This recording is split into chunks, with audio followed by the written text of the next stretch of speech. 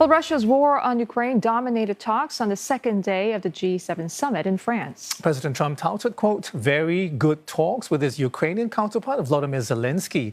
And G7 leaders expressed hope for peace, close on the heels of a newly struck U.S.-Iran deal, which also featured in discussions at the summit. A working session involving non-members UAE, Egypt and Qatar was held to explore alternatives to the Strait of Hormuz for global energy supplies. Well, Andrew Yeo is Senior Fellow at the Center for Asia Policy Studies at the Brookings Institution. Andrew, thank you so much for joining us. Good to have you on the show. I want to start by tapping into your expertise in Asian policy and the careers. We just heard that the Indian Prime Minister Narendra Modi is there. We also know that the South Korean President Lee Jae-myung is there at the G7 as an invited guest as well, along with a host of other leaders.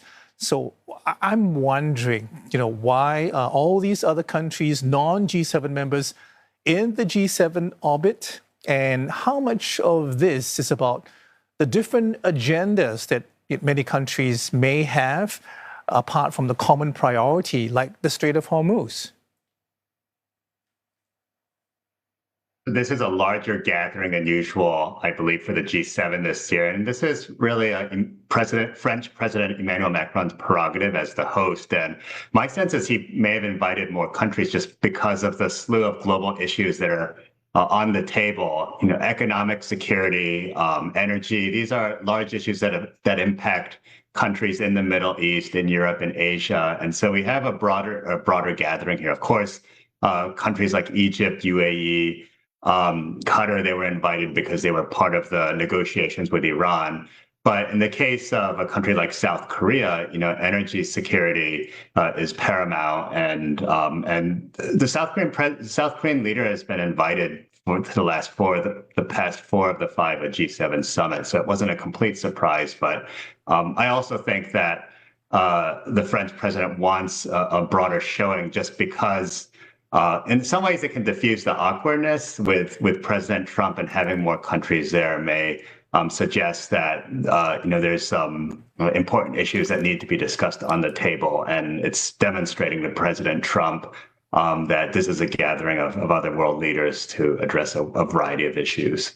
Yeah, absolutely. Let's speak about Mr. Trump. He appeared upbeat coming into the G7 summit following that Iran deal. How has that deal shaped the mood among G7 leaders, and what does it mean for his standing with allies who were largely observers rather than participants in the negotiations?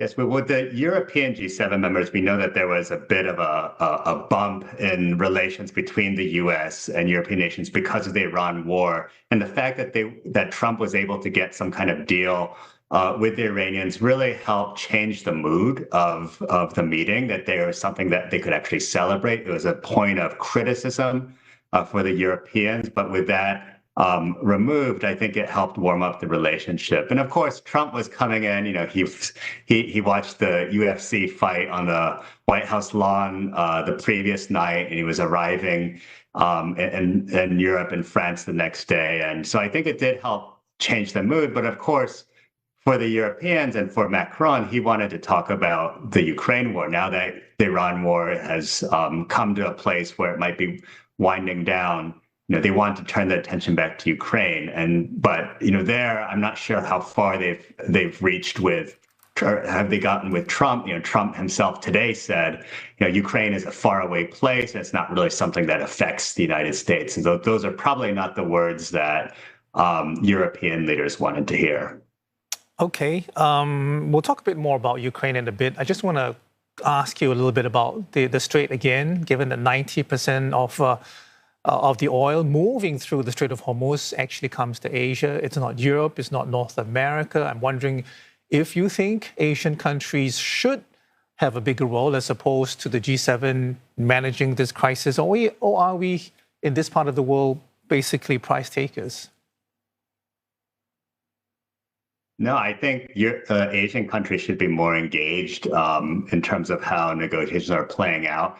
In some ways, Trump he's going to want to look for more support. He's already said that Europeans should come, or other nations should come and help to clear the passage. There's issues with Iranian mines that are still in the Strait. So the European and the French, or the British and the French, have said that they would send vessels to help with demining. But these are tasks that perhaps Asian countries like South Korea or even Japan may be able to participate in.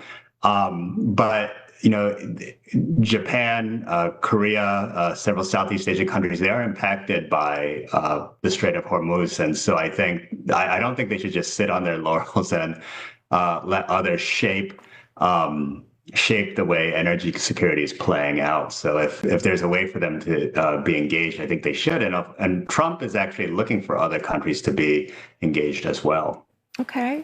So, Andrew, just going back to your point of turning the attention back to Ukraine, some experts are worried that Trump's renewed sort of focus on Ukraine could hurt Kyiv rather than help it. I wonder where you stand on that. How do you see his renewed engagement affecting Ukraine and Russia's position? Yeah, well, Trump, the goal for European and again for Macron to try to set up the meeting with Zelensky was to get the U.S. to commit more to the war in terms of providing resources, if not direct, weapons support. Of course, a lot of the missiles, the U.S. U.S. weapons, and particularly interceptors and missiles, those have been depleted because of the Iranian war. So I'm not really sure how much the U.S. is willing to provide. But I'm of the view that more U.S. support would be better for Ukraine. It would draw more attention to the Ukrainians, and it would help galvanize other countries within NATO and within the EU to also provide support to know that they aren't alone. But I do think that the Europeans are prepared. They've already been gearing up, ramping up, thinking about a world or a future where the U.S. may be less involved. But to the extent that you can get the U.S.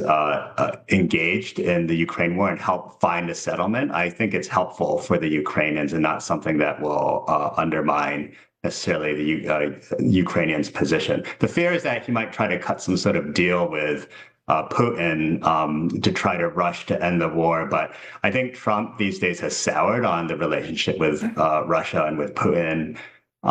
So I actually think it's helpful, more helpful than harmful for the U.S. and President Trump to stay engaged on the Ukraine issue.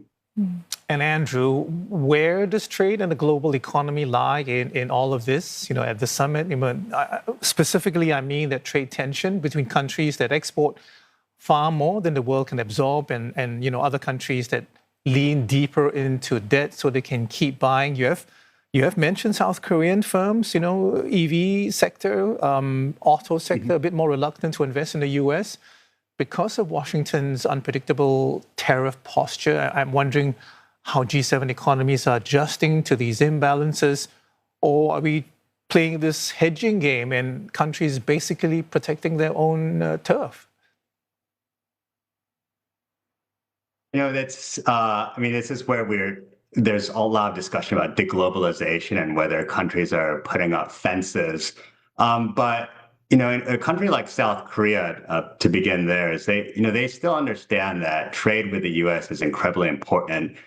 For the past year and a half now, President Lee has been trying to stave off tariffs from the United States, and they've pledged to invest $350 billion.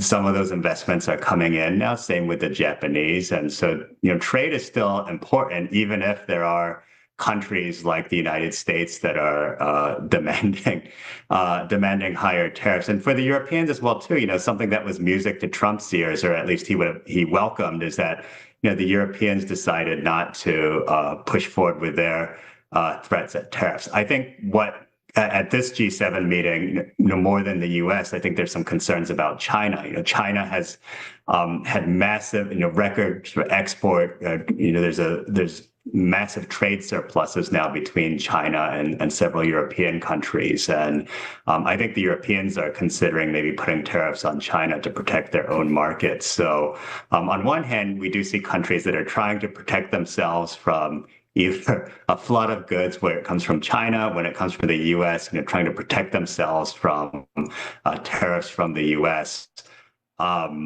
Trade is important, but it's interesting to see how different trade wars, trade disputes, how this is it's how countries are navigating this between the United States and China. Right. Understood. Andrew, I thank you so much for talking to us on the show. Andrew Yeo is Senior Fellow at the Center for Asia Policy Studies at the Brookings Institution.